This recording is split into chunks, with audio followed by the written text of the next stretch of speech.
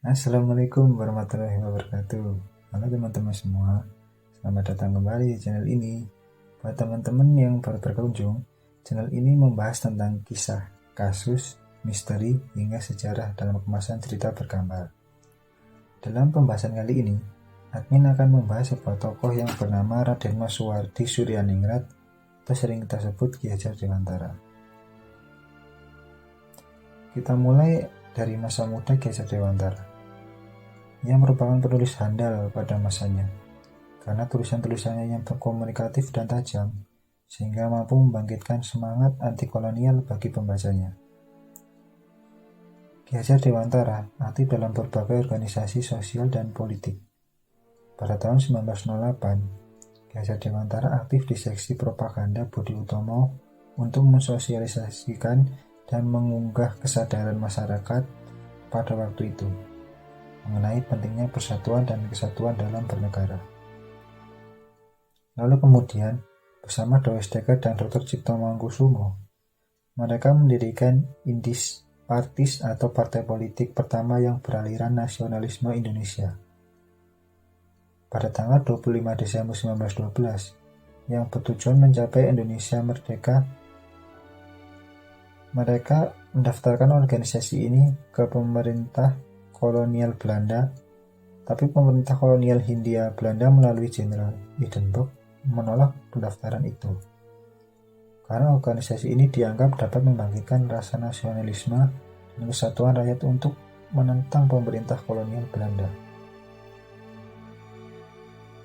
Ki Hajar Dewantara pernah diasingkan karena membuat tulisan berjudul "Seandainya aku seorang Belanda dan satu untuk semua, tetapi semua untuk satu juga". Dawes Dekker dan Dr. Cipto Mangunkusumo merasa tidak terima dan membuat tulisan bernada membela Ki Hajar Dewantara. Akhirnya mereka bertiga dijatuhi hukuman pengasingan. Mereka bertiga menghendaki dibuang ke negeri Belanda, karena di sana mereka bisa mempelajari banyak hal. Akhirnya mereka pun diasingkan pada tahun 1913. Setelah menjalani hukuman selama 5 tahun, akhirnya beliau kembali ke tanah air. Di tanah air, Ki Hajar Dewantara semakin mencurahkan perhatian di bidang pendidikan sebagai alat perjuangan meraih kemerdekaan. Bersama rekan-rekan seperjuangan, ia mendirikan sebuah perguruan yang bercorak nasional yang bernama Perguruan Nasional Taman Siswa pada tanggal 3 Juli 1922. Selama mencurahkan perhatian dalam dunia pendidikan, di Taman Siswa beliau tetap rajin menulis, namun tema tulisannya beralih dari nuansa politik ke pendidikan dan kebudayaan berwawasan kebangsaan. Kegiatan menulisnya itu berlangsung hingga zaman pendudukan Jepang.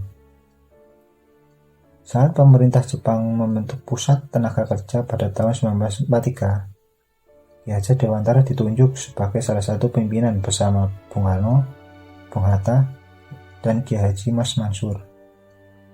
Setelah Indonesia merdeka, Ki Hajar Dewantara ditunjuk sebagai Menteri Pendidikan, Pengajaran, dan Kebudayaan yang pertama.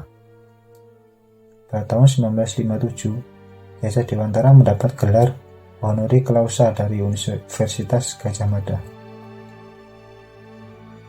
2 tahun setelah mendapat gelar doktor, tepatnya pada tanggal 28 April 1959, Ki Hajar Dewantara meninggal dan dimakamkan di sana. Ki Hajar Dewantara bukan saja dikenal sebagai tokoh, tapi dia juga dikenal sebagai Bapak Pendidikan Nasional. Dan tanggal kelahirannya 2 Mei dijadikan Hari Pendidikan Nasional.